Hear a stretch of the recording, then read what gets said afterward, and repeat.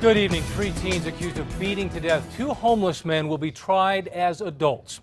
15-year-old Gilbert Tafoya, 16-year-old Nathaniel Carrillo, and 18-year-old Alex Rios face murder charges.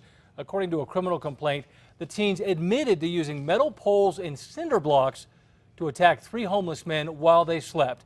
One man escaped. Tafoya told detectives he was upset about breaking up with his girlfriend, and the 3 planned to attack and rob the victims. The crime has shocked neighbors. The way they said it was such a violent crime, and that's the scary thing about it, is to know that they were so close.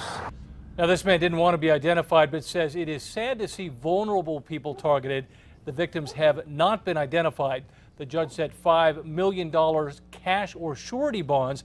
That means it will cost each of them $500,000 to bond out. One of the teens told police the trio has beaten more than 50 other homeless people around the city in the last few months. They are crimes many say went unnoticed and likely unreported.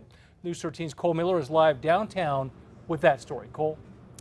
Yeah, Dean, we asked everybody from the mayor to APD to the people living on Albuquerque streets if they think these kinds of crimes go without being brought to light. They all said yes, and now the hope is to change that.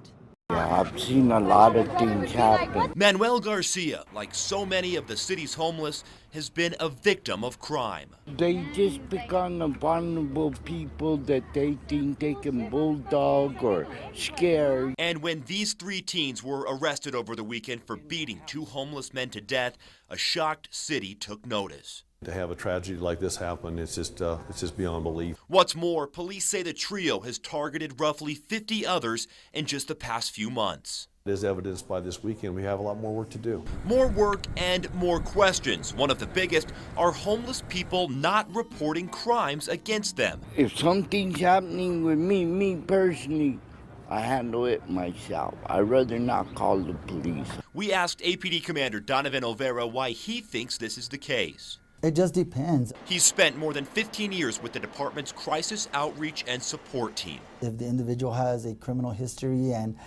themselves and are just not comfortable with reporting a crime. And like Garcia, he says some would just rather handle it on their own. Or they just don't know who the suspect is and don't feel that they have enough to report it. Jeremy Reynolds, founder of the homeless shelter Joy Junction, has his own ideas. If a homeless person goes to report a crime, maybe when there's a fear that the officer or to the agency to which he reports the crime would go, I don't believe him. Mayor Richard Berry spent the morning meeting with community leaders, including those who run local shelters.